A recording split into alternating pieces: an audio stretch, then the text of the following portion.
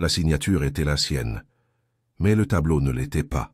« Bienvenue sur Mystère de minuit, je suis votre hôte Gustave. Laissez un commentaire. D'où venez-vous? Vos pensées et vos messages sont toujours très importants pour moi. Commençons. Tout a commencé, comme c'est souvent le cas, par un dîner tranquille, un verre de vin et une seule remarque qui est restée dans l'air comme le dernier coup de pinceau sur une toile. Le décor était l'atelier privé de Benedict Farrow, célèbre portraitiste dont les œuvres ornaient les salles des aristocrates européens, des collectionneurs américains et, plus récemment, de la Royal Academy. Ce soir-là, un petit groupe s'était réuni sous la lueur dorée des lustres, collectionneurs, critiques, mécènes. Parmi eux se trouvait Lady Frances de la Mer, au regard perçant et à la langue encore plus acérée. Sir Gilbert Manvers, président de la Royal Art Society, Clément Vail, un jeune critique ambitieux pour le Times, et Julian de la Mer, le diocésain, neveu mécontent de Frances et protégé de Farrow. L'invité d'honneur, cependant, n'était pas Farrow lui-même, mais un tableau. C'était sa dernière œuvre, du moins, c'est ce que le public croyait, intitulé « La fille aux gants de velours ».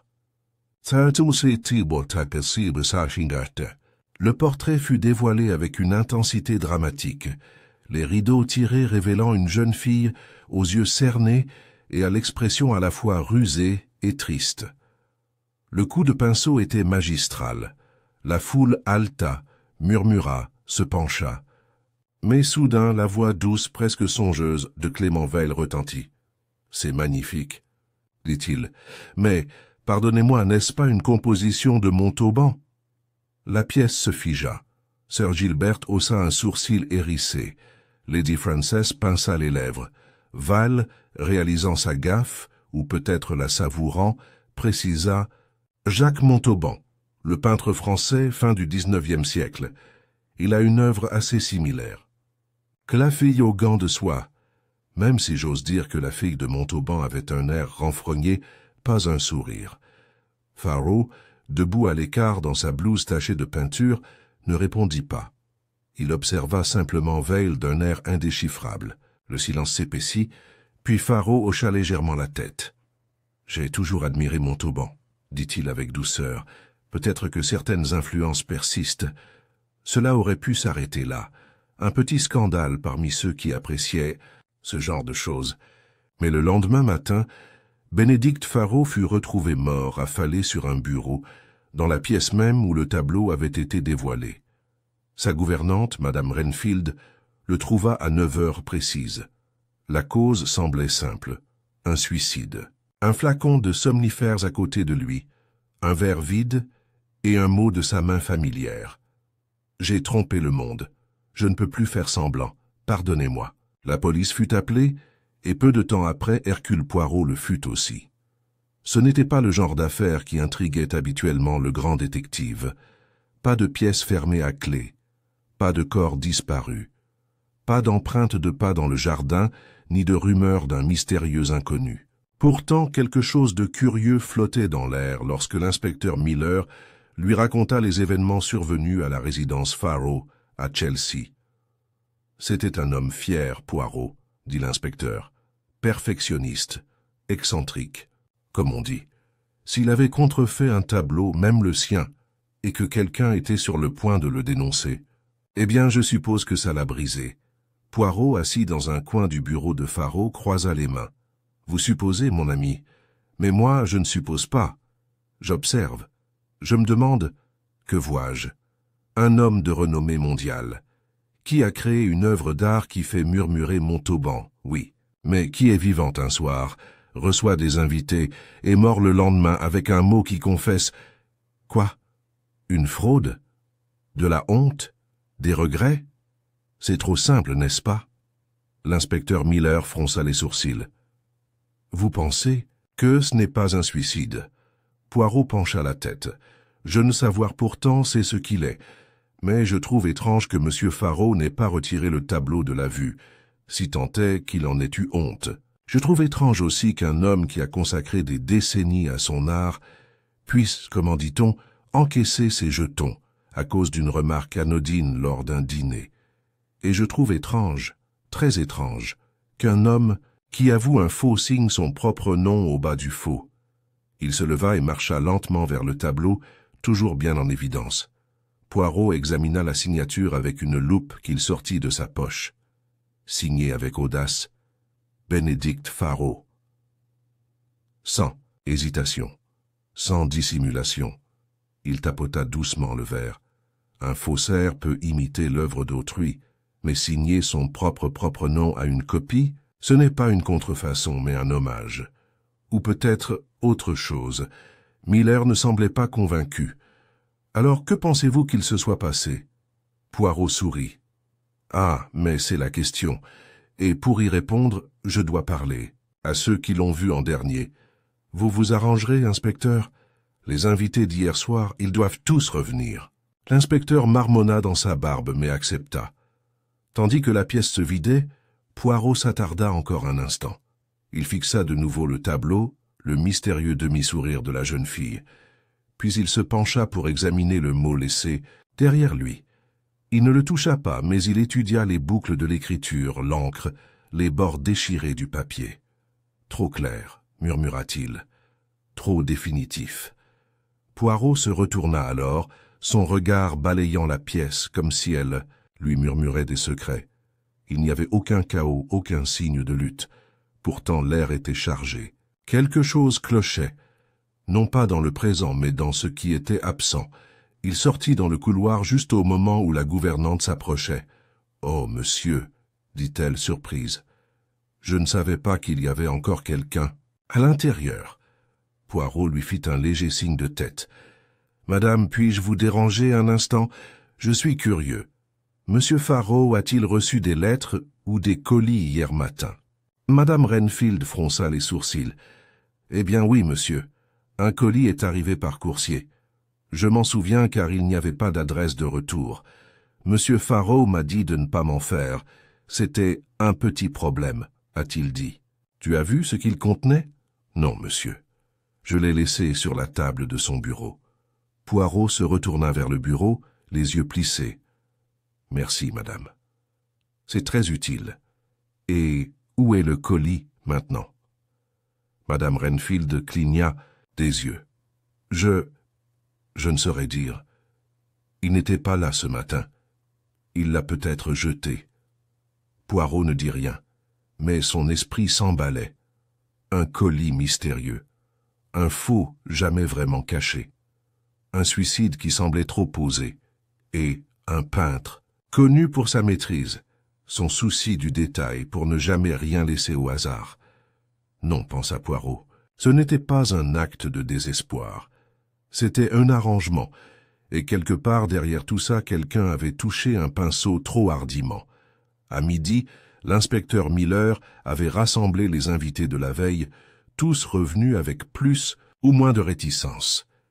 Ils se retrouvèrent dans l'atelier de feu Bénédicte Faraud, l'atmosphère étant désormais bien plus sombre. Le tableau restait exposé au fond de la pièce, son cadre doré brillant sur le mur bordeaux drapé, observant le groupe tel une sentinelle silencieuse. Poirot se tenait près de la cheminée, impeccable dans son costume gris, une pochette blanche soigneusement rentrée. Ses chaussures vernies brillantes comme si elles n'avaient pas été touchées par la poussière londonienne. Il saluait chaque invité d'un hochement de tête courtois, le regard alerte, percevant le moindre geste, le moindre signe de malaise. Lady Frances de la Mer arriva la première, emmitouflée dans un manteau de zibeline malgré la saison. Son regard parcourut les autres telle une reine évaluant ses rivaux. Elle adressa à Poirot un sourire aux lèvres fines. « Tout cela est plutôt affreux, dit-elle sèchement.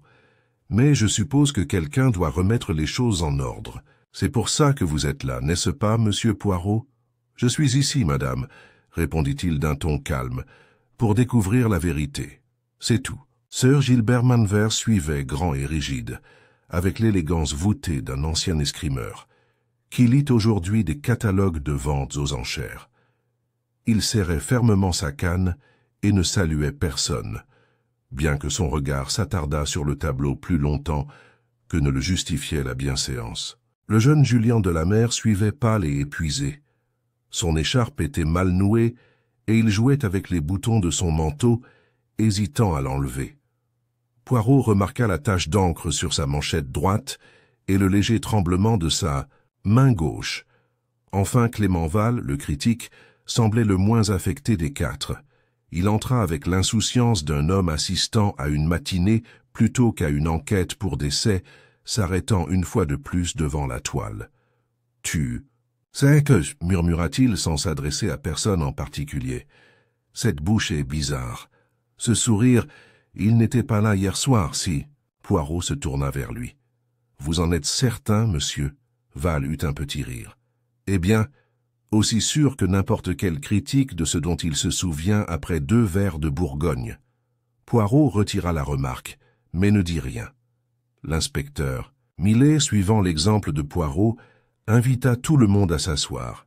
Les invités s'exécutèrent à contre-cœur, installés sur des canapés et des fauteuils comme des pièces d'échecs attendant leur premier coup. Poirot a commencé par ce qui semblait être une question simple. « Est-ce que l'un d'entre eux vous a observé quelque chose d'inhabituel au cours de la soirée ?» Lady Frances haussa un sourcil. « Inhabituel, monsieur ? À un rassemblement d'artistes ? C'est bien là le but, non ? » « Quelque chose de déplacé, » précisa Poirot. « Une remarque, un geste. Peut-être quelque chose que Benedict Farrow vous a dit en privé. » Il y eut un moment de silence, de ce genre qui faisait frémir la moustache de Poirot d'impatience. Sir Gilbert prit enfin la parole, la voix cassante. Il était inhabituellement calme, même pour lui. Il n'a presque rien dit après la révélation du tableau. « Vous a-t-il parlé, Sir Gilbert ?»« Non, j'ai quand même tenté de le féliciter. » Il tapota le sol de sa canne. « Il m'a repoussé. Il a dit qu'il était fatigué. » « Est-ce qu'il semblait perturbé ?» Le vieil homme hésita. Il semblait méfiant et distrait. Son regard était toujours ailleurs. Julian de la Mer se pencha. « Je lui ai parlé. Il a d'abord semblé ravi, mais quand Vail a mentionné Montauban, il a changé. Il a regardé le tableau comme s'il ne le reconnaissait pas. » Poirot jeta un coup d'œil à Val. « Monsieur, puis-je vous demander, votre comparaison était-elle destinée à vous accuser ?» La bouche de Vail se tordit. « Bien sûr que non, c'était juste une remarque passagère. Une ressemblance de style, c'est tout. Mais la réaction de Farrow était, disons, disproportionnée. » Poirot hocha lentement la tête. « Et personne n'a quitté la pièce après le dévoilement du tableau ?»« Oui, » dit Lady Frances. « Bref, j'ai reçu un appel téléphonique. De ma nièce. Je suis sorti dans le couloir, pas vraiment une conspiration. Merci, madame. Et vous, monsieur de la Mer ?» Julian secoua la tête. « Je n'ai pas quitté le studio. » Poirot regarda Vail qui haussa les épaules. « Je suis allé aux toilettes. Au bout du couloir, je suis revenu assez vite. » Les yeux de Poirot se plissèrent légèrement. « Vous savez tous que monsieur Farrow a reçu un colis hier. » « Un colis sans adresse de retour ?» Des regards vides l'accueillirent, jusqu'à ce que Sir Gilbert s'agite. « Hunt a bien mentionné quelque chose, après le dîner. Il a dit qu'on lui avait envoyé un rappel. J'ai cru à une plaisanterie. »« Un rappel de quoi ?» demanda Poirot. Il n'a pas donné plus de détails. « L'a-t-il montré? À quelqu'un ?»« Non, » répondit Sir Gilbert. « Mais j'ai cru l'entendre déchirer quelque chose, juste avant l'inauguration. » Poirot resta figé. Personne n'a vu le contenu? Il y eut un hochement de tête général. Il se retourna, vers le tableau. « Et pourtant il a exposé ceci, » dit-il doucement. « Un tableau marqué par l'influence d'un autre artiste, ou peut-être plus que cela. » Il leur fit face une fois de plus. « Je dois maintenant poser une question plus délicate. Monsieur Farrow était-il capable de falsifier des documents ?» Lady Frances laissa échapper un ricanement. N'importe quoi. Il était vaniteux comme un paon. Il ne signait que ses propres œuvres. Julian, cependant, semblait hésitant. Il était sous pression, dit-il doucement. Des délais serrés, des critiques. Il n'avait pas connu de succès depuis des années. Poirot saisit le doute.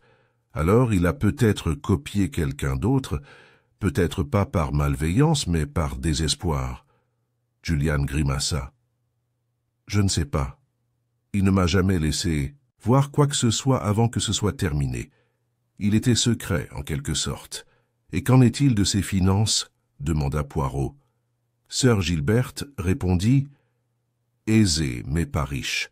Ses ventes étaient médiocres ces dernières années. Ses dernières commandes lui ont été retournées. Celle-ci, fit-il en désignant la toile, était censée lui apporter la rédemption. » Poirot se tourna vers l'inspecteur Miller. « Vous voyez la pression monter, n'est-ce pas? Un homme loué pour son génie, soudain vieilli, mis en doute, accusé, peut-être même victime de chantage. Vu du chantage ?» demanda Vail, les sourcils levés. Poirot hocha la tête. Et si le colis contenait la preuve de son imitation?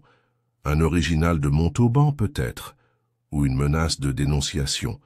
Et si cette personne le confrontait en privé? Il laissa le silence s'installer. Le poids de la théorie pesait sur le groupe. Pourtant, il n'a fait aucune tentative pour détruire le tableau, aucune tentative pour le dissimuler. C'est ce qui me trouble. Cela suggère qu'il s'attendait à autre chose. Ou quelqu'un autre agir, murmura Vail. Poirot lui jeta un coup d'œil. Exactement. Maintenant, mesdames et messieurs, je vais avoir besoin d'accéder à la correspondance de M. Farrow. Ses carnets de croquis, ses relevés téléphoniques, et si possible son testament. Sir Gilberte haussa les sourcils. Son testament. La voix de Poirot était douce mais précise. Il y a toujours des gens qui profitent de la mort prématurée d'un homme. C'est une vérité simple mais tragique. Les invités furent congédiés pour l'instant. Poirot s'attarda une fois de plus, seul, dans l'atelier, debout devant le tableau. Il fixait le gant de velours de la jeune fille, les plis souples de sa robe, son sourire, légèrement en coin. Il ne croyait pas à un suicide. Pas encore. Pas avec tant de courants sous-jacents. Il y avait un mensonge quelque part, proféré, ou peint, et il avait bien l'intention de le découvrir, car les mensonges, pensa Poirot, ont un poids particulier. Et la vérité, telle la signature d'un maître, finit toujours par se révéler. Le lendemain matin, Hercule Poirot était assis, dans le bureau de Farrow, examinant une sélection de carnets de croquis et de lettres récupérées par l'avocat du défunt artiste. L'atelier était désormais silencieux, la tension passée ayant fait place à un calme fragile. Dehors, le ciel gris de Londres, chargé de bruine, se pressait contre la vitre. À l'intérieur, en revanche, l'esprit de Poirot tournait comme une horloge bien remontée, triant, jetant, comparant. Il tourna une page d'un carnet de croquis, des esquisses au fusain de mains, de visages, de gants. Son regard s'attarda sur une entrée en particulier. L'étude du visage d'une jeune femme, les yeux baissés, la bouche étirée en un sourire fuyant. La signature sous le croquis était indubitable, mais Poirot s'intéressait moins à l'œuvre, elle-même qu'à sa progression. De page en page, la jeune fille évoluait, plus douce ici, plus nette là, jusqu'à ressembler enfin à la femme du tableau. La fille aux gants de velours. Mais quelque chose le perturbait. La transition était aussi propre, trop délibérée. Comme si Farrow avait copié et non créé, Poirot se tourna ensuite vers les lettres. La plupart étaient banales. Correspondance avec des marchands d'art, invitation à des galeries et un mot poli de Sir Gilberte daté de 2 semaines auparavant, confirmant sa présence à l'inauguration. Une enveloppe, cependant, ne portait pas d'adresse de retour et était oblitérée 2 jours avant le dîner. À l'intérieur se trouvait une simple feuille de papier vierge, avec les mots dactylographiés « Tu sais ce que tu as fait. Ce n'est pas à toi. Je te surveillerai. » Pas de nom, pas de signature. Poirot pinça les lèvres. Pas de chantage au sens classique du terme. Aucune exigence, mais une menace tout de même. Et avec elle, une implication de surveillance. Quelqu'un avait connaissance de l'origine du tableau ou de son vol. Juste à ce moment-là, la porte grinça et l'inspecteur Miller entra, un dossier sous le bras. « J'ai quelque chose », dit-il sans préambule. Les relevés bancaires de Farrow. Son compte indiquait 2 retraits importants le mois dernier, en espèces, 10 000 livres chacun. Un il y a 2 semaines, un autre 3 jours avant sa mort. Poirot se redressa. « De l'argent, c'est important. À quoi ça sert? Aucune idée. Rien à dire sur les relevés. Mais Faro n'utilisait généralement pas d'argent liquide. La plupart de ses transactions se faisaient par l'intermédiaire de galeries ou par chèque. » Poirot joignit les doigts. « Et le notaire? Qu'en est-il du testament de Faro ?» Miller tendit une simple feuille. Poirot la lut rapidement. La majeure partie de la succession, y compris les droits sur ses œuvres, revint à Julian Delamer. Une somme modeste revint à Madame Renfield. Rien aux autres invités. Julian hérite donc non seulement de la propriété, mais aussi du tableau, dit Poirot à voix haute. Et il est le seul, avec la gouvernante, à avoir un accès illimité à l'atelier. Il était aussi endetté, ajouta Miller, carte de crédit, prêt pour des études d'art, rien d'extraordinaire mais suffisamment pour rendre un héritage utile.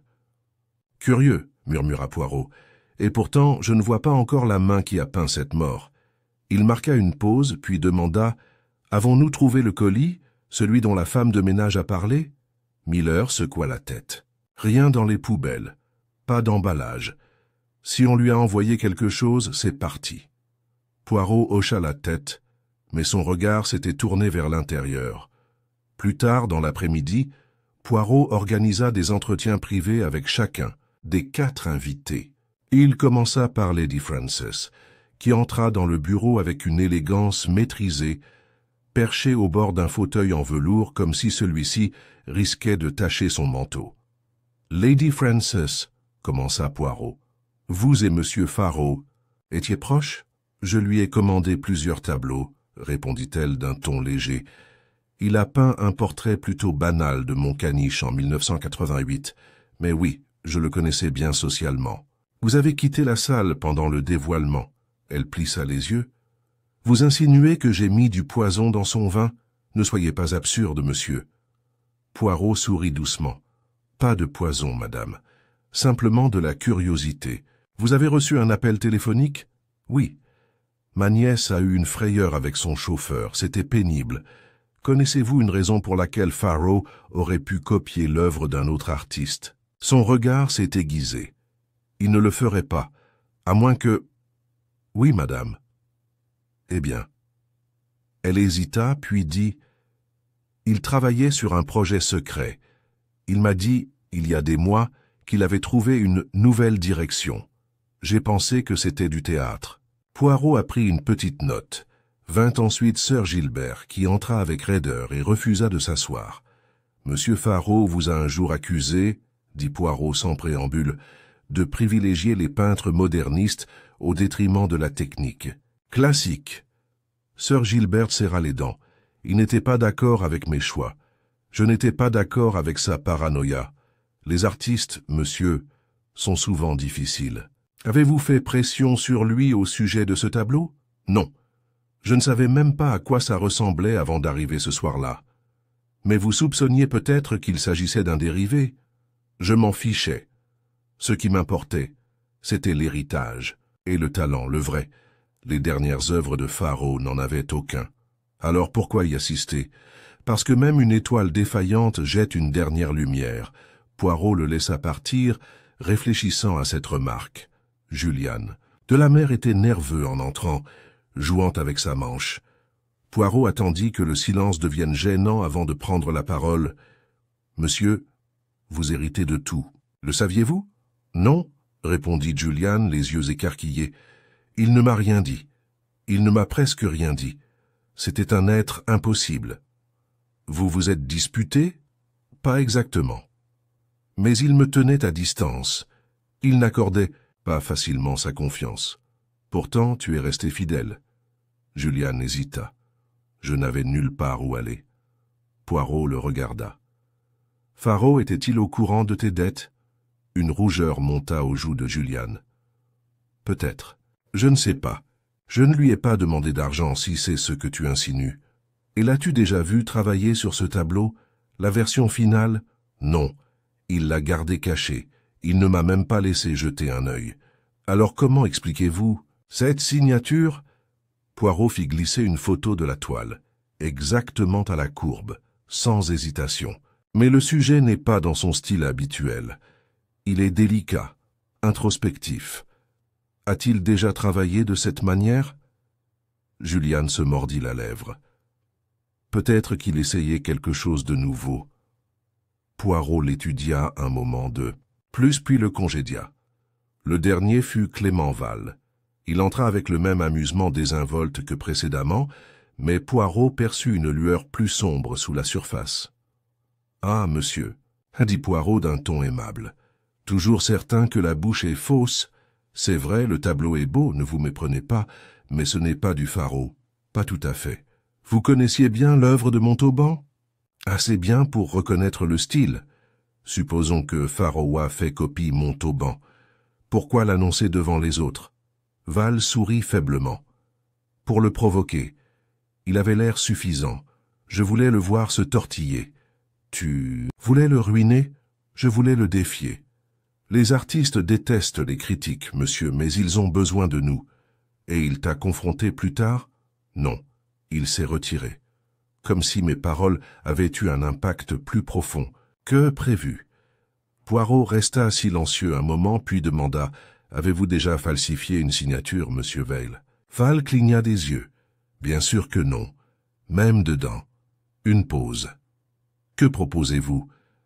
Simplement qu'un tableau peut être signé par quelqu'un d'autre que le peintre. » Val se leva. « Si vous m'accusez, monsieur, je dirai ceci. J'ai peut-être blessé l'orgueil de Faro, mais je n'ai pas empoisonné son esprit. » Poirot ne l'arrêta pas lorsqu'il partit. De nouveau seul, Poirot fixa la photographie du tableau. Il étudia les ombres sous le gant, la courbure du poignet, la légère rougeur sur la joue de la jeune fille. Tout cela n'allait pas, pour Faro. Mais peut-être que c'est parfait pour quelqu'un d'autre. Le tableau, pensait-il, était le crime. La mort n'était que la conséquence. Le soleil n'avait pas encore percé les nuages londoniens, mais Hercule Poirot arriva tôt le lendemain matin aux archives de la Royal Art Society, où Sir Gilbert Manvers avait obtenu à contre-cœur l'accès à l'historique des expositions de Benedict Faro et au dossier de l'artiste. Le bâtiment sentait légèrement le vernis et la poussière, avec d'étroits couloirs bordés de portraits de bienfaiteurs oubliés et de peintures à l'huile si anciennes que leur sujet semblait davantage relever du mythe que du souvenir.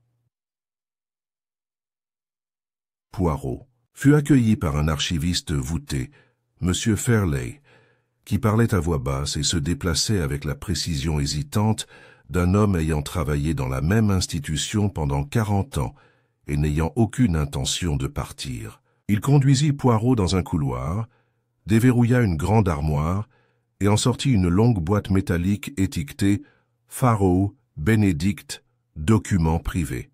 « J'espère que Sir Gilbert a expliqué votre autorisation », dit M. Fairley en joignant les mains. « Parfaitement », répondit Poirot en ouvrant la boîte de ses doigts délicats.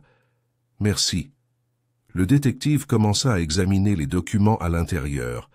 Lettres de collectionneurs, contrats d'exposition, critiques de journaux. La plupart étaient classiques. Des éloges les premières années, quelques critiques acerbes les dernières. Mais deux éléments retinrent l'attention de Poirot. La première était une lettre manuscrite, datée de 15 ans plus tôt, d'un certain Émile Huret, un nom obscur pour la plupart, mais pas pour Poirot. Huret était un faussaire français, tristement célèbre pour le scandale de Montauban de 1911, qui vit pas moins de 6 tableaux authentifiés par des experts se révéler être des faux habiles. « Benedict, mon ami, ton œil est plus perçant que le mien. Je ne peux plus travailler comme avant. Mais avec ta main et mes modèles, ah, nous pourrions faire fortune. Ou sinon fortune, du moins légende. » Poirot cligna lentement des yeux. La lettre était pliée avec une pile de vieux courriers, comme si Faro n'avait pas pris la peine de la détruire, pour finalement l'oublier. Le deuxième document était une facture d'expédition, datée de 3 mois auparavant, pour une toile, expédiée de Marseille. L'expéditeur E. Huret, le contenu, étude, Fille aux gants. Poirot sourit sans rire. Une étude. Pas une œuvre finie. Pas une imitation point originale. Montauban ayant soigneusement caché cette révélation dans son manteau, Poirot retourna à Chelsea où l'attendait l'inspecteur Miller chez Faro. L'inspecteur paraissait fatigué et légèrement irrité. « Quelque chose d'utile de la part de la société artistique ?» demanda-t-il, les mains dans les poches de son manteau.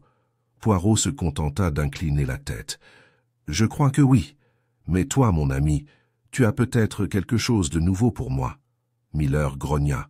« On a trouvé quelque chose derrière. » Le panneau de la cheminée. Une enveloppe scellée sans marque avec plusieurs pages à l'intérieur. Une sorte d'aveu. Il lui tendit l'enveloppe. Poirot l'ouvrit avec précaution, scrutant les lignes du regard. L'écriture était incontestablement celle de Faro. Je ne l'ai pas peint, mais j'en avais besoin. J'avais besoin qu'ils y croient. Ils me regardaient tous. Je l'ai signé parce qu'ils avaient besoin de croire que je l'avais toujours. J'étais fatigué, mais je n'aurais jamais imaginé qu'ils m'enverraient le vrai. Ce fut le début de la fin. Poirot expira, j'ai envoyé l'original. Et puis quelqu'un, peut-être même Faro lui-même, l'a copié, ou a prétendu l'avoir fait, mais quand on peint pour tromper, même une signature est un mensonge. Miller fronça les sourcils. Alors, Faro a avoué? Pourquoi s'est-il suicidé alors? Poirot secoua la tête. Ah non, mon ami. Il a avoué, oui, mais il y a un gouffre entre le désespoir et le meurtre. Je crois qu'il craignait d'être démasqué. Mais la décision de mettre fin à ses jours, je ne l'accepte.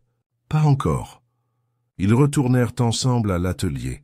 Poirot se tenait de nouveau devant le tableau. Il lui fit un geste. « J'aurais aimé qu'il soit retiré du cadre », a-t-il déclaré. Miller cligna des yeux. « Tu crois qu'il y a quelque chose de caché derrière ?»« Je pense, dit doucement Poirot, que si je devais commettre un crime artistique, je ne serais pas assez stupide pour cacher tous mes secrets dans de l'encre et du papier. Il fallut un travail minutieux, des mains gantées et délicates, et un scalpel pour soulever la toile de son support. Ce qui se cachait derrière était évident. Le dos de la toile portait une inscription à la craie délavée « Montauban, 1898, étude ». Poirot effleura légèrement la signature. Ce n'était pas la toile de Faro, c'était celle de Montauban point original. Miller le fixa du regard. Alors Faro a fait passer le Montauban original pour son propre tableau. Non, il ne l'a pas fait le faire passer, répondit Poirot. Il l'a signé, c'est différent. L'inspecteur ricana. Pareil? Non, dit Poirot sèchement. C'est une question de psychologie, de contrôle. Faro voulait que le tableau soit vu, mais sous son nom. Pas pour profiter, pas pour tromper. Mais pour prouver il ne pouvait plus créer de grandeur, alors il l'a emprunté, et s'est dit que c'était à lui. Miller secoua lentement la tête. C'est dingue. Poirot sourit faiblement. C'est de l'art, monsieur, c'est une folie. Ce soir-là, Poirot rendit visite à Juliane de la Mer. Le jeune homme n'avait pas ouvert lui-même la porte. La gouvernante était venue le chercher au salon où il dessinait. Le carnet de croquis était ouvert sur le canapé et Poirot remarqua avec intérêt un portrait à moitié terminé. Une femme aux grands yeux et au sourire crispé. C'était plutôt réussi. Juliane semblait troublée de le voir. « Monsieur Poirot, avez-vous trouvé quelque chose ?»« Oui. J'ai découvert la vérité sur le tableau. » Juliane pâlit. « Ce n'était pas le sien, si ?»« Non, c'était celui de Montauban, envoyé par Émile Huret, un homme que ton oncle a bien connu. » Juliane s'assit lentement. « Alors c'était un faux ?»« Non, c'était l'original, mais ton oncle l'a signé. Et ça, je crois, est devenu insupportable. » Juliane fixait le tapis. Il voulait que les gens croient à nouveau en lui. Poirot hocha la tête. « Dites-moi, monsieur, vous a-t-il demandé de l'aide pour créer un duplicata ?» Juliane ne répondit pas tout de suite. Puis il dit, presque inaudiblement, « Il m'a demandé de l'étudier, de le dessiner. C'est tout. Je ne pensais pas que ça signifiait quelque chose. »« Tu es talentueux, » dit doucement Poirot. « et il était désespéré. Julian secoua la tête. « Je ne l'ai pas aidé à simuler quoi que ce soit, je le jure. Je vous crois, dit Poirot. Mais dites-moi, avez-vous vu quelqu'un d'autre? Quelqu'un s'intéresser au tableau? Plus que de raison. » Julian leva soudain les yeux. Vallée, Clément Val. Il était là 2 semaines avant le dîner. Il a dit qu'il travaillait sur un reportage. Il a demandé à voir l'atelier. Je l'ai laissé entrer. Mais il n'était pas intéressé par les nouvelles peintures. Il n'arrêtait pas de poser des questions sur l'influence de Montauban, comme s'il avait déjà savait. Poirot hocha gravement la tête. De retour à son appartement plus tard dans la soirée, Poirot examina les aveux, la lettre de Huret et le témoignage de Julian. Puis il appela l'inspecteur Miller. « Demandez à M. Veil de me rendre visite demain matin, dit-il. Nous parlerons des critiques et du danger qu'il y a à trop voir et à trop peu dire. » Il raccrocha et s'assit dans son fauteuil, les doigts joints. Un faux était un mensonge. Une signature était un masque. Mais le plus grand art, pensait Poirot, était la vérité. Et la vérité a toujours trouvé le moyen de se signer. Le lendemain matin, Clément Val arriva à l'appartement de Poirot, sur Charterhouse Square, arborant son habituel air amusé et nonchalant. Son long manteau s'évasa légèrement lorsqu'il entra, et il jeta un coup d'œil au salon immaculé de Poirot, avec un léger sourire, comme s'il pénétrait dans un décor qui l'amusait. « Vous avez un sens aigu de la composition, monsieur Poirot, dit-il, de la symétrie partout, très continentale. » Poirot lui fit signe poliment de s'asseoir. « Merci, monsieur. La symétrie plaît à l'esprit. Une pièce comme un mystère doit être équilibrée. Voulez-vous prendre un café ?» Veil déclina d'un geste de la main, croisant une jambe sur l'autre. « On laisse tomber le préambule, d'accord? L'inspecteur Miller a dit que vous vouliez lui parler de Farrow. » En effet. Poirot s'assit en face de lui, les mains jointes. « Vous connaissiez M. Farrow depuis de nombreuses années? » « D'un point de vue professionnel, dit Veil. J'ai lu ses premiers travaux, avec enthousiasme, je dois dire. Mais le temps est cruel envers le génie, monsieur. Il le savait aussi bien que quiconque. Pourtant, vous lui avez rendu visite en privé 2 semaines avant sa mort. Cela n'a pas été mentionné lors de notre précédente rencontre. Ah !» Val ne broncha pas. « Vous avez parlé à Julian, alors? »« Oui, je lui ai rendu visite. J'avais entendu dire par divers canaux que Farrow avait acquis un Montauban. » Poirot haussa les sourcils. « Ah, vous soupçonniez donc déjà que le tableau dévoilé n'était pas de lui? Je soupçonnais qu'elle pouvait être influencée par, ou dérivée, d'un original. Mais j'ignorais totalement qu'il possédait la véritable toile de Montauban. Pourtant, vous avez dit lors de l'inauguration que le tableau ressemblait à l'œuvre de Montauban.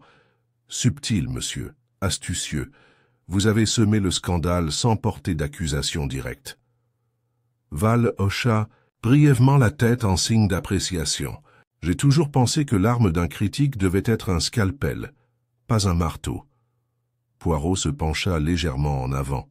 « Et si la blessure que tu as ouverte était plus profonde que prévu? » Signification. Vous avez dit que Farrow avait l'air de ne pas reconnaître le tableau, comme s'il ne s'attendait pas à le voir là. Curieux, n'est-ce pas? Veil resta silencieux. Puis, avec un petit soupir maîtrisé, il dit « Je vais vous dire ce que je crois être arrivé. Farrow avait prévu de montrer une copie, sa propre version du Montauban. Peut-être même votre serviteur aurait-il remarqué la ressemblance. Mais quelqu'un l'a interverti.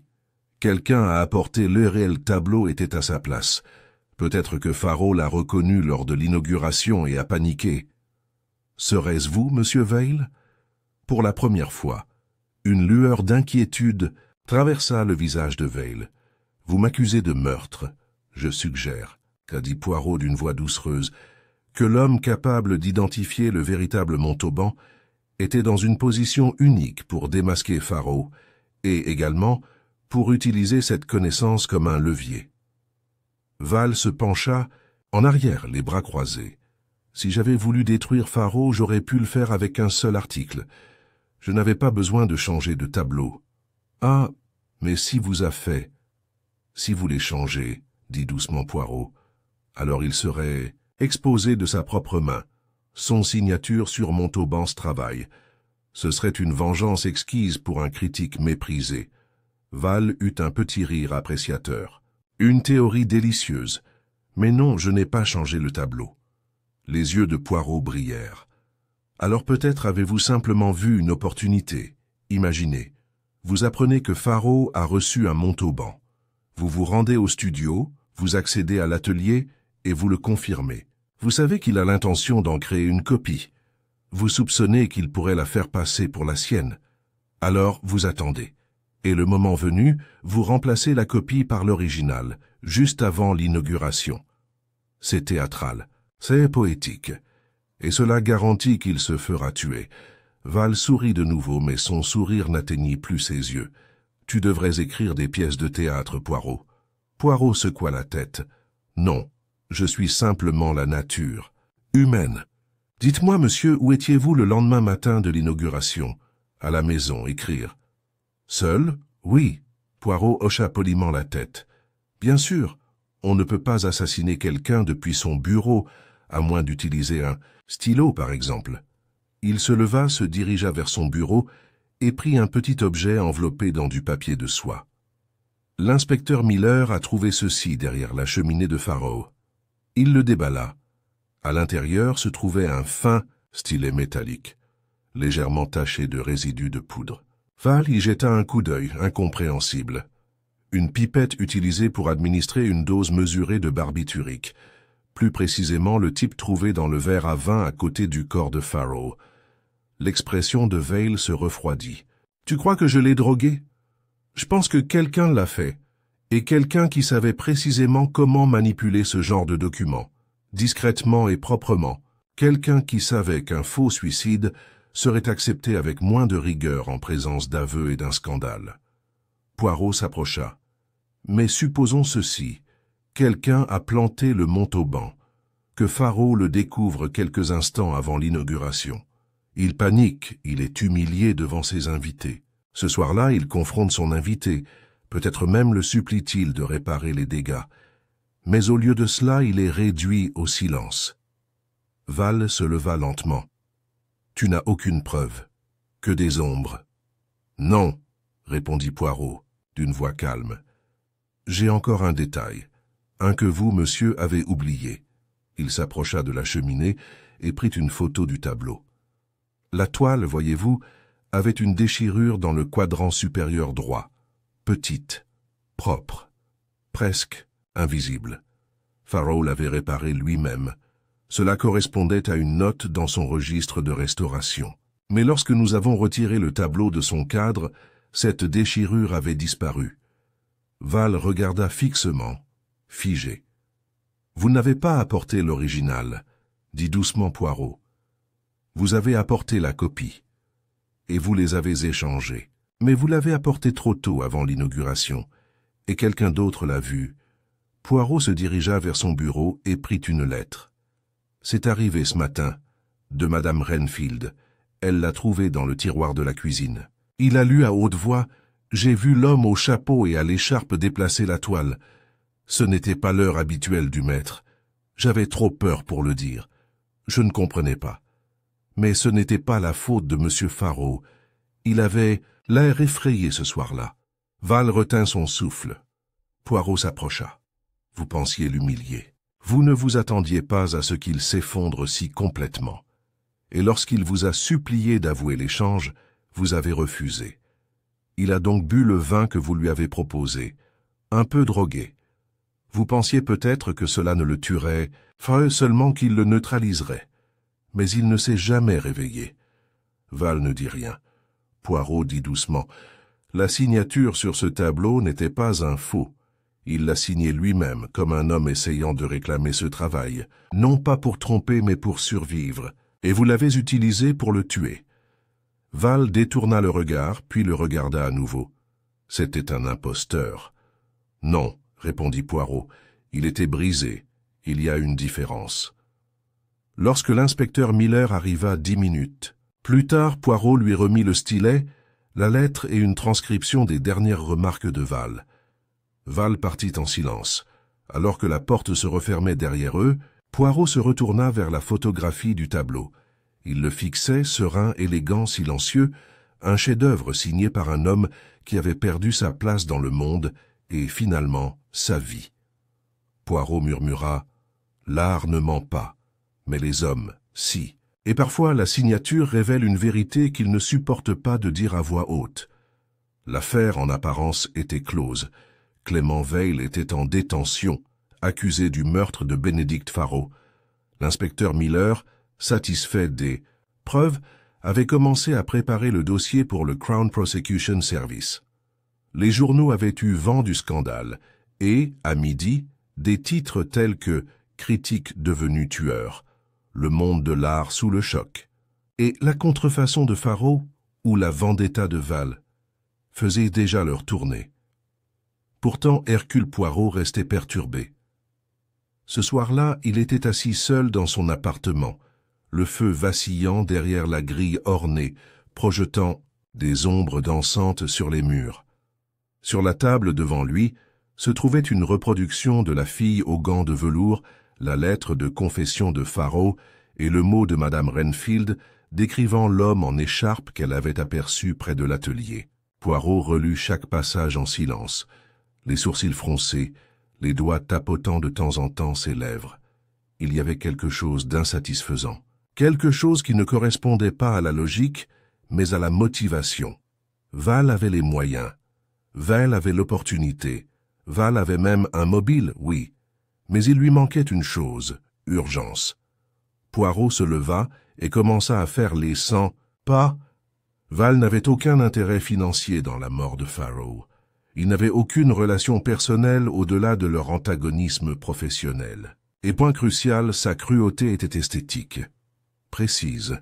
Il aurait apprécié regarder Faraud souffrir des conséquences de sa propre honte publique. Mais Veil l'a réduit au silence, murmura Poirot. Pourquoi faire taire un homme déjà anéanti? Pourquoi tout risquer pour un coup fatal? Il marqua une pause, puis reprit sa confession. Je ne l'ai pas peint, mais j'avais besoin qu'ils y croient. Je n'aurais jamais imaginé qu'il enverrait le vrai. Le vrai. C'était la clé. Quelqu'un avait envoyé à Faraud le Montauban original, ni comme un cadeau, ni comme une faveur, mais comme un piège. Et si c'était Val, pensa Poirot, il s'en serait vanté, discrètement, implicitement. Mais Val le nia, catégoriquement, quoique évasivement. Non, Val a peut-être profité du chaos, mais il ne l'a pas fait. Initié, Poirot se rassit, tira une feuille de papier fin vers lui et commença à écrire. Ni à la police, ni à la presse, à Julien Delamer. Il demanda un rendez-vous, immédiatement, et signa d'un geste élégant. 10 minutes plus tard, un garçon fut dépêché avec le mot, et à 8h30, Julian arriva, pâle, et les yeux écarquillés. Je suis venu aussi, vite que j'ai pu, monsieur Poirot. Merci, monsieur, dit doucement Poirot en lui faisant signe de s'asseoir. Voulez-vous quelque chose à boire? Du chocolat, peut-être? Julian secoua la tête. Ses mains étaient serrées sur ses genoux. Poirot prit place en face de lui et le regarda un instant. « Tu es troublé, dit-il, plus qu'avant. » Julian baissa les yeux. « Je croyais que c'était fini, que Veil était l'élu, que c'était logique. Ah, mais la vie n'est pas si complaisante. Voyez-vous, j'en suis venu à croire que M. Veil était un homme arrogant, certes, mais pas violent. Remplacer un tableau? Oui. Humilier un rival? Naturellement. Mais un meurtre? Il fallait plus que de la malveillance. Il fallait panique. Julian déglutit. « Je ne comprends pas. Revenons sur les événements clés, » dit Poirot d'une voix calme. « Quelqu'un a envoyé à Faraud le Montauban original, c'est certain. Il le reçoit. Il ne le montre à personne. Il compte peut-être s'en servir pour créer sa propre copie. Mais voilà qu'on le retrouve mort. Peu après l'inauguration publique de ce même tableau, signé de son nom. Il s'arrêta. Imaginez maintenant, monsieur, que la copie n'a jamais existé. Julian se raidit. Poirot a continué. Imaginez plutôt que quelqu'un proche de Faraud ait déjà utilisé Montauban. Je l'ai suivi. J'en ai tiré des leçons. peut-être même vendu une version discrètement avec la signature de leur mentor. Imaginez donc ce qui se passerait si l'original, sans prévenir, était soudainement livré à Pharaoh, et il a décidé de le dévoiler publiquement. La voix de Poirot s'adoucit encore. Imaginez la terreur d'être découvert, pas seulement comme étudiant, mais comme faussaire, un criminel, un homme dont l'avenir dépendait de la non-exposition de ce tableau. Julian se leva brusquement et secoua la tête. « Non, je ne l'ai pas tué. » Poirot ne bougea pas. « Tu l'as inventé, Julian ?» Silence, puis un murmure doux et brisé. « Oui. » Il se laissa retomber sur sa chaise, les épaules affaissées. « Je ne voulais pas. C'était une étude, juste une étude. J'ai trouvé le carnet de croquis de Montauban parmi les papiers de Pharaoh. Il a dit qu'il ne valait rien. Je me suis dit que je pourrais en faire quelque chose, juste une pièce. J'ai utilisé sa signature juste pour intéresser un acheteur. Et quelqu'un a payé ?» Julian hocha la tête. 5 000 livres. J'étais désespéré. Je devais de l'argent. Je n'aurais jamais pensé que quelqu'un le remarquerait. Ce n'était même pas un Montauban complet, juste un croquis. Mais ensuite, Réel Tableau est arrivé et il l'a vu. Il m'a confronté. Qu'a-t-il dit? La voix de Julian se brisa. Il a dit que je l'avais trahi, que j'avais tout gâché, mais ensuite, il m'a surpris. Il a dit que ce n'était peut-être pas fini, qu'il montrerait Réel, peinture, réclamer son héritage, dire qu'il a toujours été le sien. Personne ne le remettrait en question.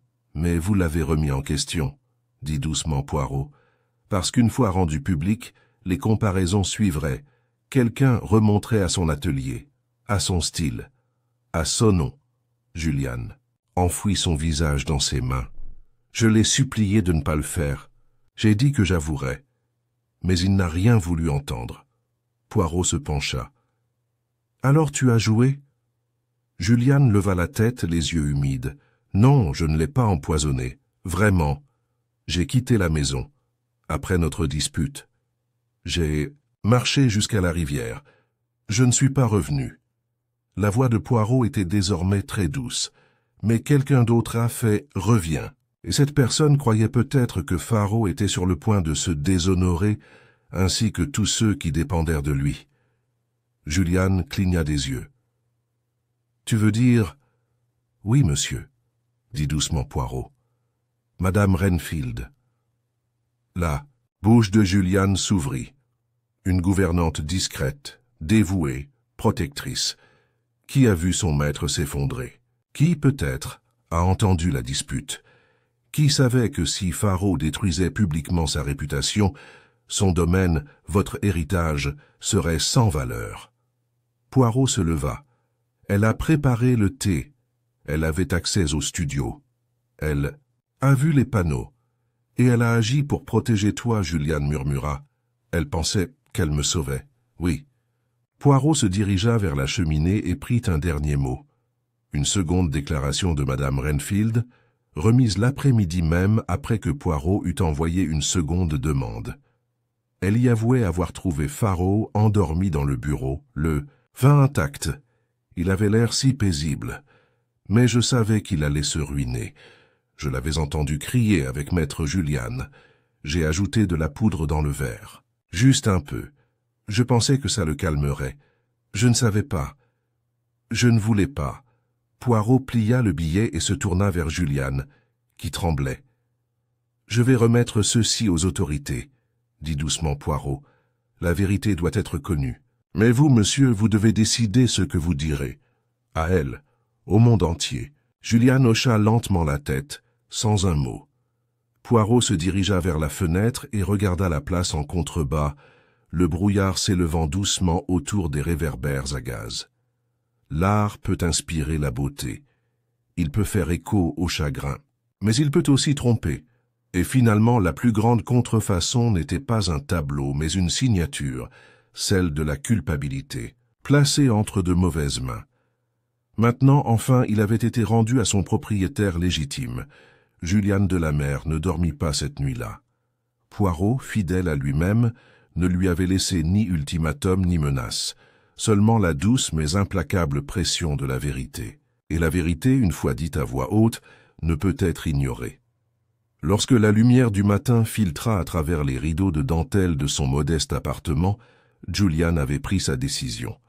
Il se rendit d'abord à Scotland Yard, fit une déclaration complète à l'inspecteur Miller, puis, sur la suggestion de Poirot, demanda à voir Madame Renfield. La réunion eut lieu dans une petite salle d'entretien, meublée d'une table et de 2 chaises.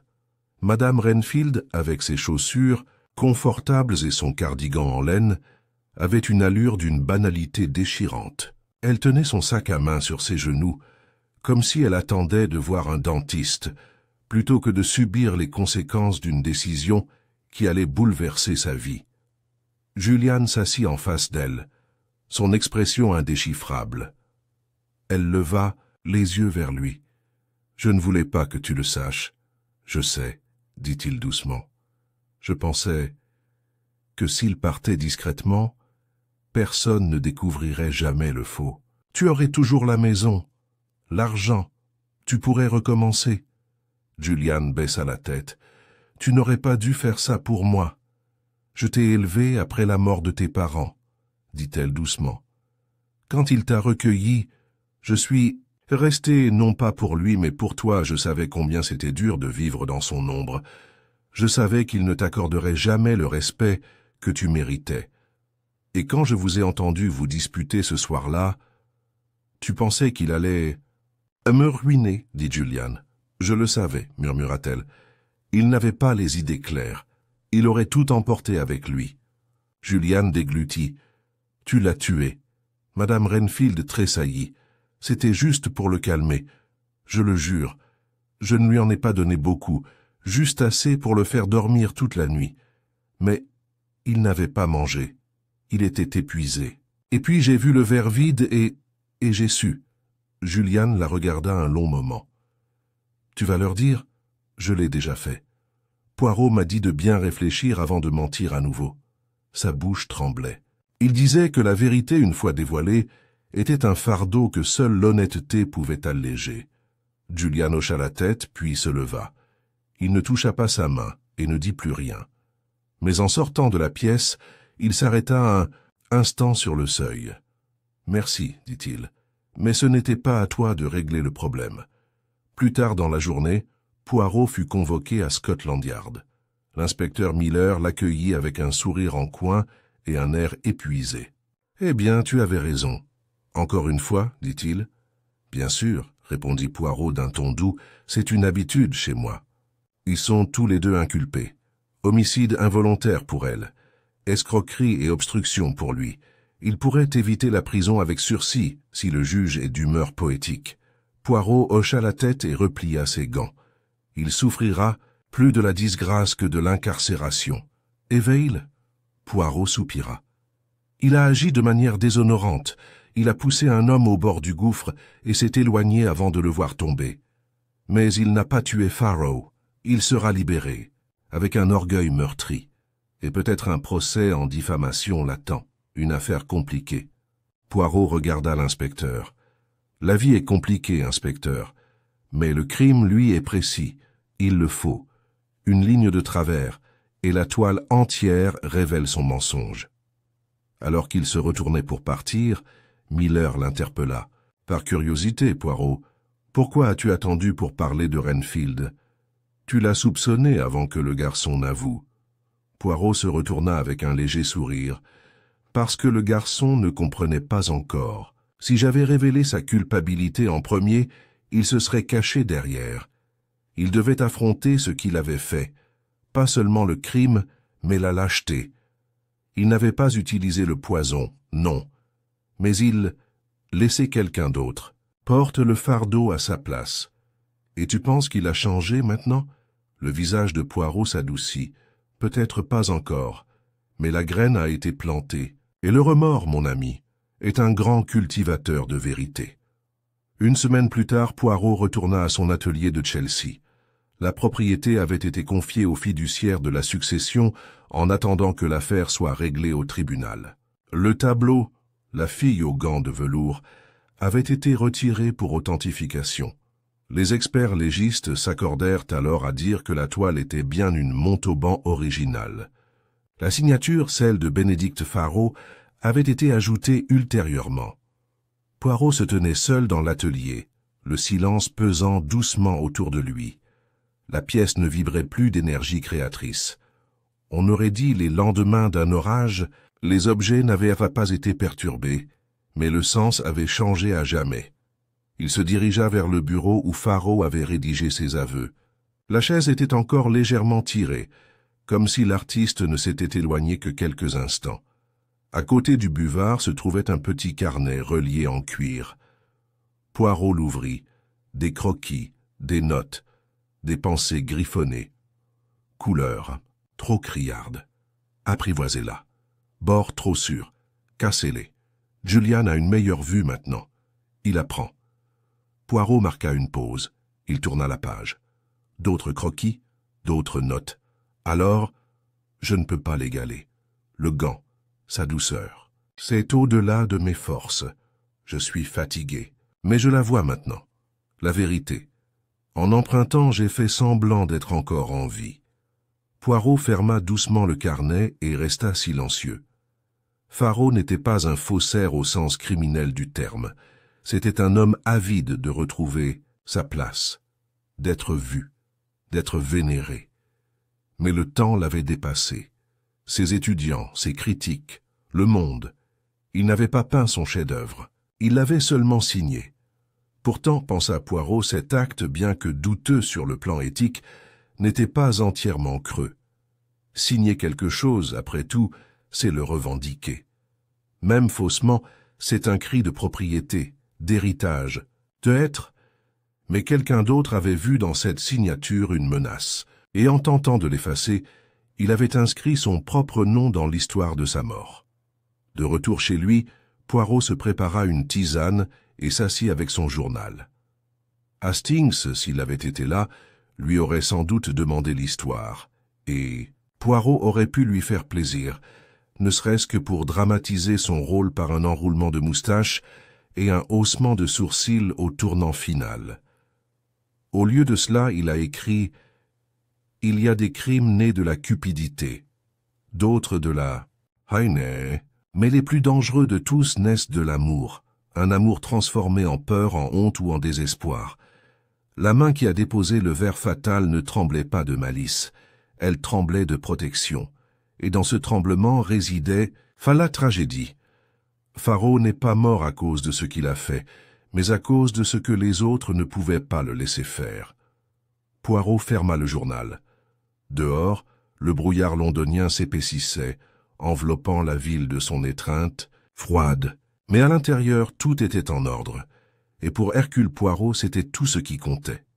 Une semaine passa, et avec elle, l'engouement public suscité par l'affaire Bénédicte Faraud commença à s'estomper. La presse trouva de nouveau scandales à publier. Le monde de l'art se prépara à des retombées sur sa réputation, et la succession entra dans la froide machine de l'administration judiciaire. Mais Poirot, dont l'esprit ne trouvait jamais de repos lorsqu'une question restait sans réponse, se retrouva toujours préoccupé par un dernier mystère. Le tableau avait été authentifié, les aveux avaient été recueillis, les coupables s'étaient manifestés, et la justice avait commencé son œuvre. Et pourtant, il y avait encore quelque chose qui clochait, une note, une nuance, un fragment de musique psychologique qui contrastait avec la composition, par ailleurs résolue.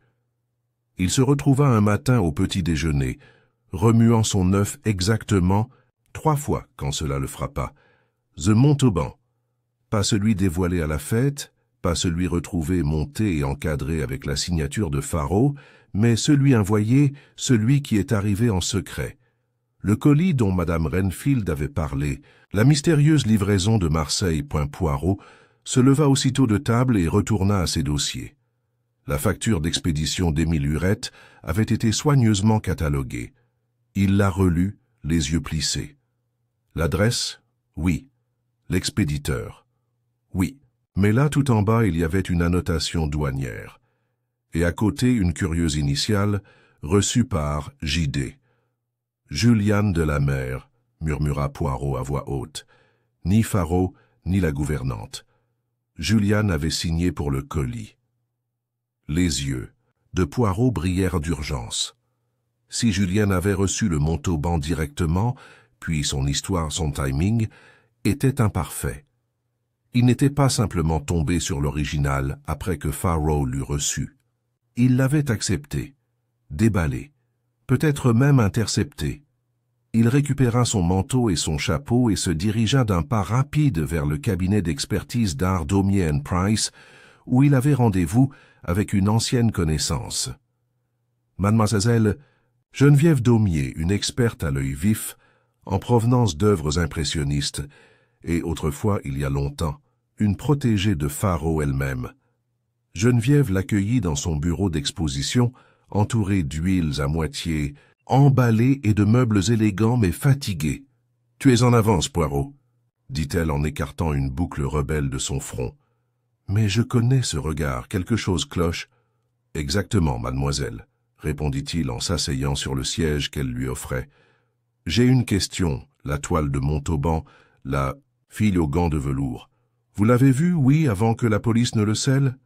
Elle hocha la tête. « En bref, j'ai authentifié le coup de pinceau. Les pigments correspondent à la période marseillaise de Montauban. La texture de la toile correspond à une source connue. C'est authentique. Et le dos de la toile? Un peu abîmé. Quelques petites traces de restauration, probablement, effectuées l'année dernière. La pièce était récente. » Poirot se pencha en avant. « Avez-vous vu un deuxième signature ?» Geneviève cligna des yeux. « Une seconde? Non. Seul Montauban est sur le brancard, faible mais lisible. » Les doigts de Poirot tambourinèrent sur son genou. « Et aucune marque de Faro. Au revers, ça non. Bien qu'il ait signé le devant avec audace, bien sûr, ce qui est inhabituel. La plupart des faux cherchent à se cacher. » Poirot poussa un léger soupir. « Ah, mais voyez-vous, ce n'était pas un faux. » Geneviève plissa les yeux. « Alors quoi était-il » Poirot se leva et arpenta une courte file à travers le bureau. « Un faux est un mensonge en peinture. C'était un mensonge en peinture, réclamait. Il se retourna. « Dites-moi, pouvez-vous vérifier où se trouvait le tableau avant son arrivée en Angleterre ?» Geneviève hésita. Les dossiers de Hurette étaient incomplets. Mais elle se tourna vers un classeur, feuilleta un dossier et en sortit une facture jaunie. Tiens, elle est passée par un revendeur privé à Bruxelles. Pas de nom, juste des initiales. JD. Poirot se figea, Geneviève le remarqua. Tu le reconnais? Oui, mademoiselle, dit lentement Poirot. Je crois bien. Cet après-midi-là, Poirot retourna à la résidence de la mère. Juliane ouvrit, lui-même la porte toujours pâle, mais plus vif. Il dégageait une énergie méfiante, comme un homme traversant un rêve, craignant que chaque pas ne fasse voler le sol en éclats. Poirot entra sans attendre son invitation. « J'aimerais parler encore une fois du Montauban. » Juliane hésita. « J'ai déjà... Vous avez tout dit à la police ?» coupa Poirot d'une voix doucereuse. « Oui, à propos du faux que vous avez fabriqué. À propos de l'acheteur que vous avez trompé. À propos de votre peur lorsque l'original est apparu. Mais il y a plus, n'est-ce pas ?» Juliane le regarda fixement. Poirot s'assit. « Vous avez signé pour l'expédition. Toi, c'est toi qui l'as demandé, pas ton oncle. Et avant ça, il est passé par un revendeur à Bruxelles, que tu connaissais, qui utilisait tes initiales. » Juliane s'enfonça dans le fauteuil le plus proche, le visage pâle. « J'en avais besoin, » murmura-t-il. « Pourquoi ?» demanda doucement Poirot. « Je ne savais plus quoi faire. J'avais vendu un faux. Il fallait que je le remplace avant qu'il ne soit découvert. J'ai donc contacté le marchand bruxellois. Il m'avait dit un jour avoir vu un Montauban dans une collection privée. Je lui ai offert tout mon argent. Et puis, les mains de Juliane tremblaient. Il a trouvé le vrai, ou ce qu'il prétendait être le vrai. Je n'en ai même pas parlé à Faro. J'avais prévu de le cacher, de le garder secret jusqu'à ce que je détruise le faux que j'avais vendu. Mais ensuite, il l'a trouvé. Et quand il l'a vu, il Il voulait l'exposer, conclut Poirot. Julian hocha la tête, les yeux brillants. Il pensait que c'était son salut. Il pensait pouvoir convaincre le monde qu'il était le sien. Et moi, je ne pouvais pas l'en empêcher. S'il faisait ça, tout serait bouleversé. C'est ce que vous avez dit à Madame Renfield, dit doucement Poirot. Julian leva les yeux choqué. Quoi, non? Je n'ai jamais... Elle vous a entendu. Ou a vu le tableau elle-même. Et elle en a tiré sa propre conclusion. Il fallait arrêter Faro, et elle a agi. Julian ferma les yeux. Je n'ai jamais voulu que ça arrive. Poirot se leva lentement. C'est toujours tragique. Vous avez cherché à réparer une erreur, mais vous avez fondé votre solution sur un mensonge plus profond. Il se dirigea vers la porte. La toile est peut-être de Montauban, mais la signature, celle de ton oncle, restera. Non pas parce qu'il l'a peinte, mais parce qu'il, croyait-il, avait le droit de revendiquer la beauté, même à la fin. Julian ne dit rien. Poirot marqua une pause avant de partir. « Raconte le reste », dit-il doucement. « Aux autorités, à toi-même. Alors seulement la toile sera propre. » Cette nuit-là, Poirot s'assit à nouveau près de son feu. L'affaire était close. Tous les coupables avaient parlé. Toutes les vérités avaient été révélées, mais ce qui restait dans l'esprit de Poirot n'était pas la signature sur le tableau, ni le poison dans le verre, mais la fin silencieuse et douloureuse d'un jeune homme qui voulait être vu, et d'un vieil homme qui voulait qu'on se souvienne de lui. Deux artistes, séparés par le temps, unis par le désir, et une seule fille dans un gant de velours, souriant de manière énigmatique entre eux. Près de 15 jours s'étaient écoulés depuis la mort de Benedict Faro, et Londres avait déjà à moitié oublié le scandale. Les galeries avaient repris leurs expositions. Les critiques, toujours avides de nouvelles révélations, tournaient leurs chroniques vers un vol choquant à la Wallace Collection. Mais dans un coin tranquille de Charterhouse Square, Hercule Poirot restait aussi précis et immuable que jamais, ses yeux gris toujours fixés sur la seule énigme non encore totalement résolue, non par des preuves, mais par la compréhension. Il était assis dans son fauteuil habituel, sirotant sa tisane à la camomille, lorsqu'un coup familier retentit à la porte. « Entrez !» cria-t-il. C'était l'inspecteur Miller. Il entra avec l'air d'un homme qui triait encore les derniers restes d'une affaire en désordre. « Elle a plaidé coupable, » dit Miller en ôtant son pardessus. « Madame Renfield, il négocie la clémence. La couronne ne voit pas l'intérêt de la condamner sévèrement, compte tenu de son âge, de ses motivations et de ses remords. » Poirot hocha la tête. Une bonne décision. Et le garçon, de la mère. Il a offert sa pleine coopération.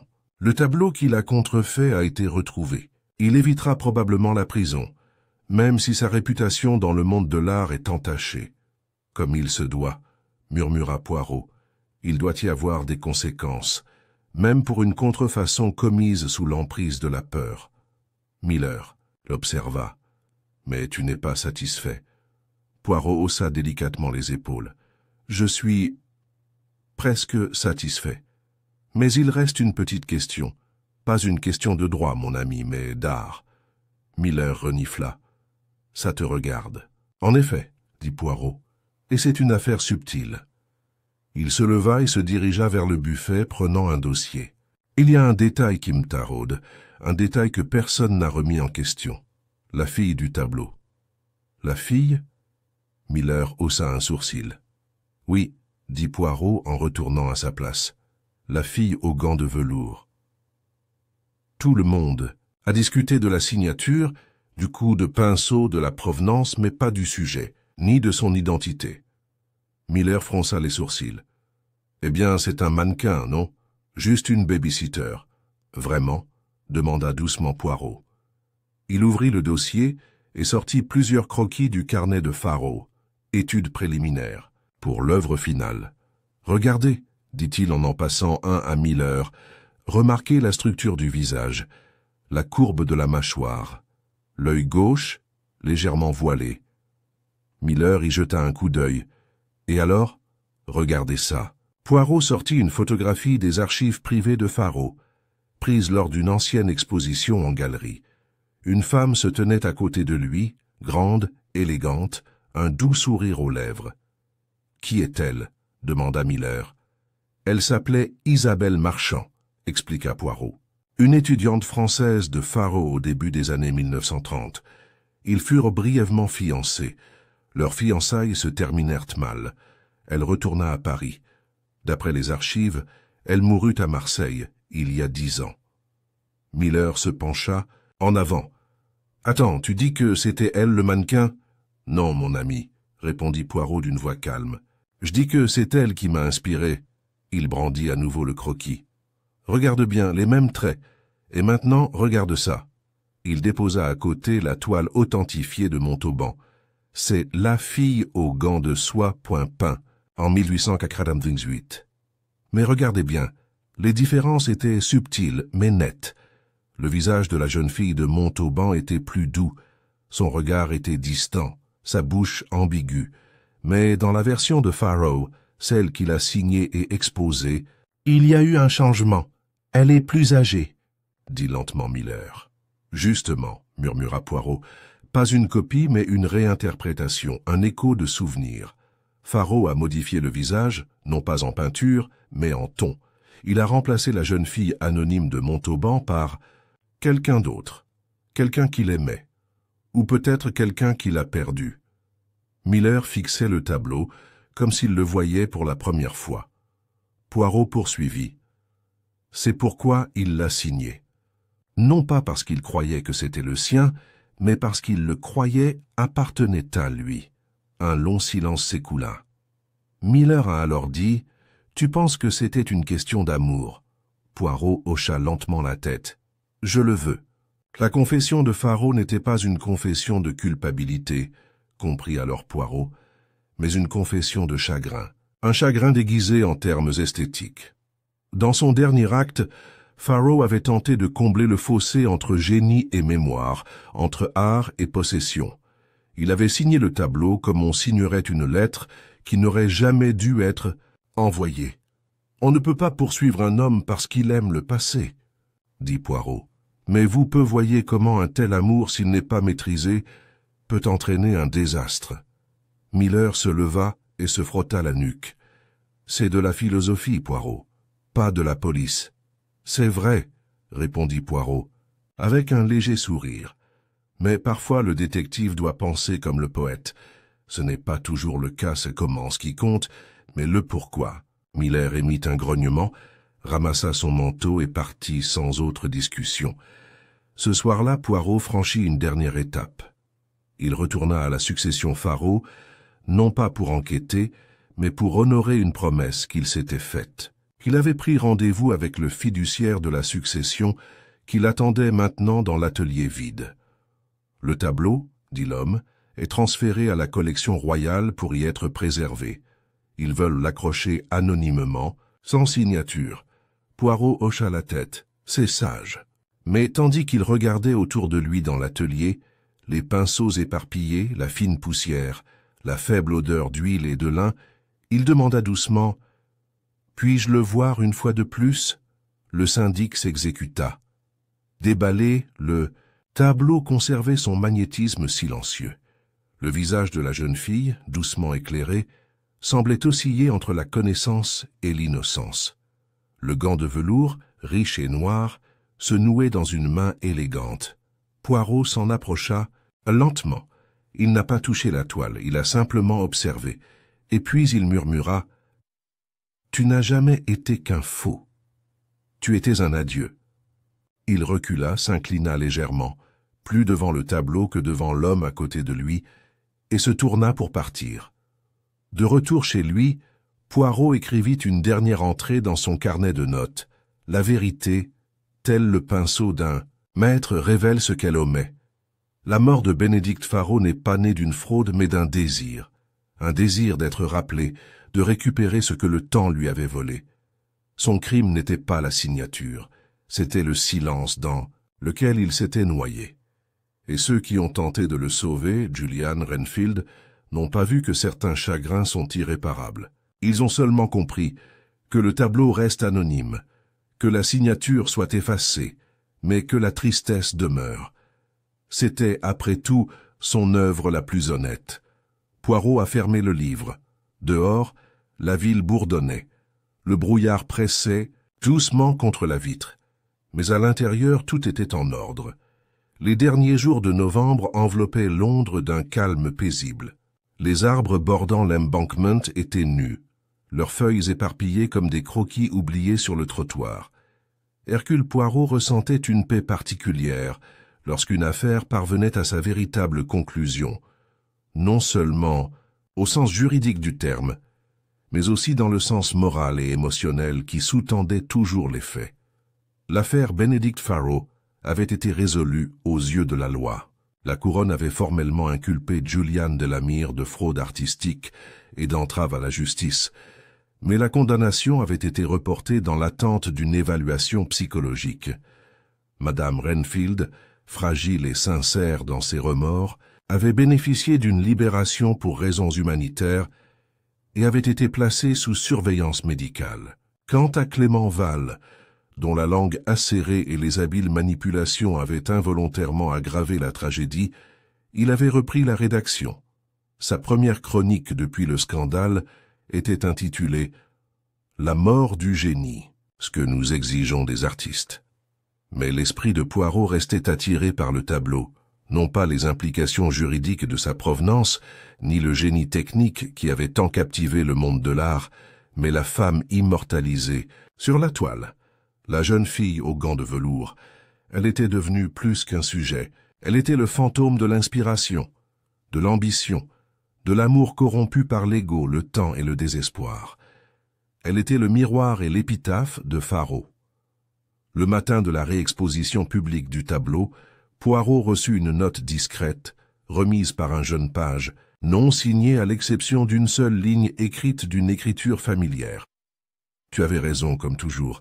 Certaines choses ne peuvent être possédées. On ne peut que les partager. Pas de nom, pas d'adresse de retour. Mais Poirot n'avait besoin ni de l'un ni de l'autre. À la Galerie Royale, la salle d'exposition avait été soigneusement aménagée. Le tableau de Montauban se trouvait désormais au fond de l'aile est, exposé avec révérence. Son carton-titre indiquant « Portrait en velours ». Artiste inconnu huile sur toile, vers 1898 prêté par la succession de Benedict Farrow-Wills, n'y avait aucune signature.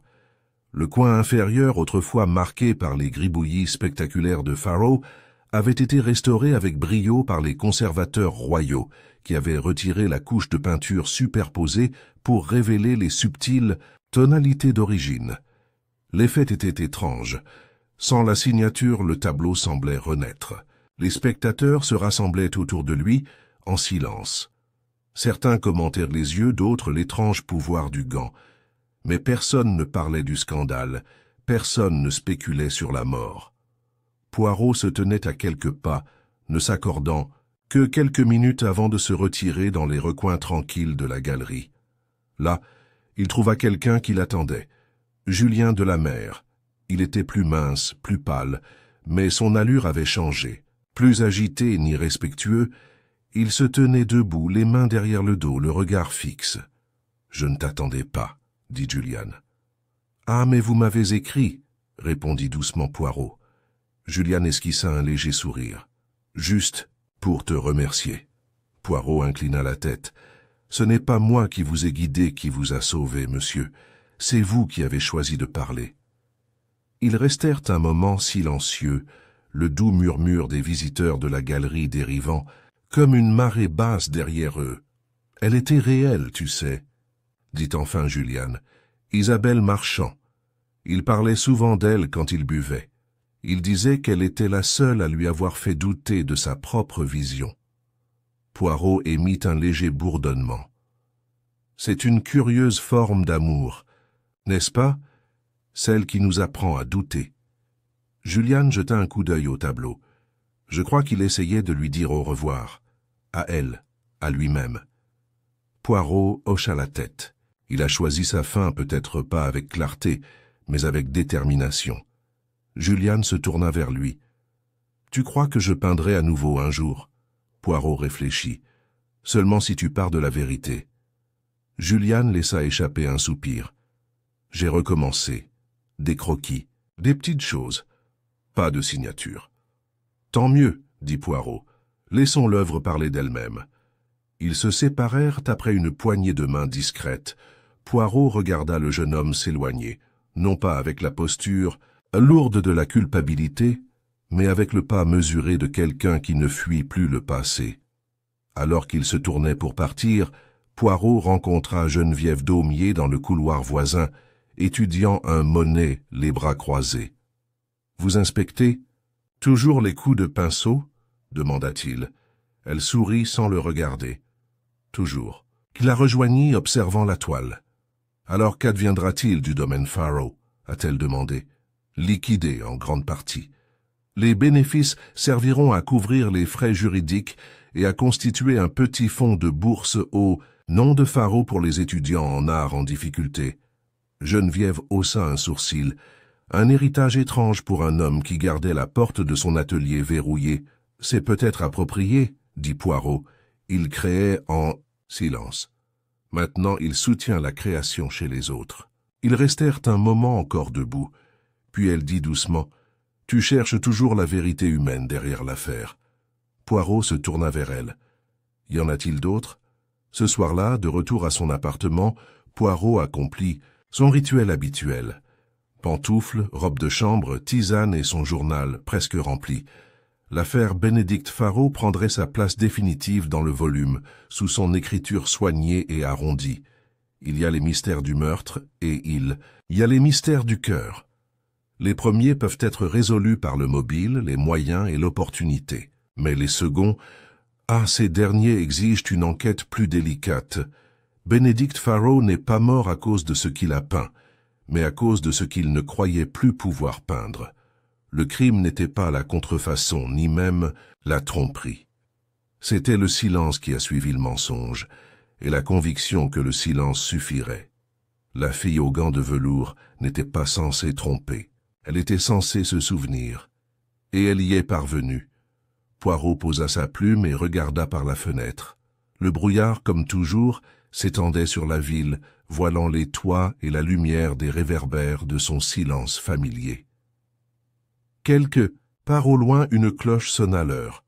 Tout était calme, tout était équilibré, et enfin tout fut compris. C'était une pièce modeste, une salle d'audience qui n'avait pas encore commencé, vide à l'exception de 2 chaises et d'une haute fenêtre cintrée donnant sur une étroite portion de Holborn. Sur une chaise était assis Hercule Poirot, les mains gantées, une posture impeccable, une légère odeur de lavande s'échappant de son revers de veste. Face à lui se tenait Juliane de la Mer, sobrement vêtue et discret, mais plus calme que Poirot ne l'avait jamais vue à aucun autre moment de l'affaire. À l'extérieur, le monde continuait de tourner. À l'intérieur, Poirot avait l'intention de rassembler tous les fils, proprement, honnêtement et définitivement. « Vous souhaitiez me voir avant la condamnation, » dit doucement Poirot. Juliane hocha la tête. « Je sentais que je te devais. Tout, pas seulement les fragments que j'ai avoués à la police. Alors parlez, monsieur. Je vous écoute. » Juliane baissa les yeux pendant un long moment avant de commencer. « Je n'ai jamais voulu tromper personne. Du moins, pas au début. Quand j'ai retrouvé le carnet de croquis contenant ses études, le style de Montauban, les imitations inachevées de Farrow, j'ai pensé que je pouvais faire quelque chose. Digne au début, je n'y ai pas pensé comme à un faux, plutôt à un hommage. Mais quand la galerie n'a pas été intéressée par mon travail et que je n'avais pas les moyens de payer le loyer, eh bien, l'idée a germé. » Poirot ne l'interrompit pas, seulement une légère inclinaison de la tête l'invitant à continuer. « J'en ai fait un seul, un portrait, librement inspiré d'un croquis de Montauban. Je l'ai signé du nom de Farrow, pensant qu'il serait accroché quelque part anonymement, sans problème. Mais l'acheteur, un collectionneur bruxellois, l'a encensé. Il en voulait plus. Il a même prétendu avoir vu le Montauban original des années auparavant et m'a dit que le mien était étrangement précis. C'est là que j'ai paniqué. Julian leva les yeux, le visage crispé par le regret. J'ai contacté un intermédiaire à Bruxelles. Il m'a dit que le vrai Montauban se trouvait, selon la rumeur, à Marseille. J'ai viré l'argent qui me restait. 2 semaines plus tard, il est arrivé, scellé, sans papier, sans retard à la douane. J'aurais dû me douter que quelque chose clochait. Mais j'étais désespéré. J'ai signé moi-même. Je l'ai caché avant que Faro ne le voie. Mais il a fait... « Regarde-le, » dit doucement Poirot. Julian hocha la tête. La veille de l'inauguration, j'ai été négligent. Il a trouvé la caisse et l'a ouverte. J'entends encore sa voix, douce, presque respectueuse. Il a cru que c'était un signe, qu'elle lui était venue pour restaurer sa réputation. Il croyait pouvoir la montrer et la revendiquer. Poirot entrelaça ses doigts. « Et toi ?» Je l'ai supplié de ne pas le faire. J'ai dit que la ressemblance susciterait des soupçons, que les critiques la compareraient à Montauban. Mais il pensait que si Lille l'avait signé, personne n'oserait le remettre en question. Il avait toujours cette fierté besoin. « Et donc, » dit Poirot, « vous vous êtes retrouvé coincé. Si le tableau était exposé et que l'original était découvert, votre contrefaçon serait révélée. Votre mensonge serait sa honte. » Julian émit un petit rire amer. Et moi qui croyais être celui qui le protégeait. Poirot laissa le silence s'installer entre eux avant de leur offrir la vérité finale. Vous ne l'avez pas tué. Vous ne lui vouliez pas non plus vraiment de mal. Mais vous avez donné le premier souffle au mensonge. Et Madame Renfield, entendant votre argumentation, lui a donné le dernier souffle. Les yeux de Julian brillèrent, mais il cligna des yeux pour chasser l'émotion. Elle pensait m'aider. Poirot se leva, se dirigea vers la fenêtre et croisa les bras derrière son dos.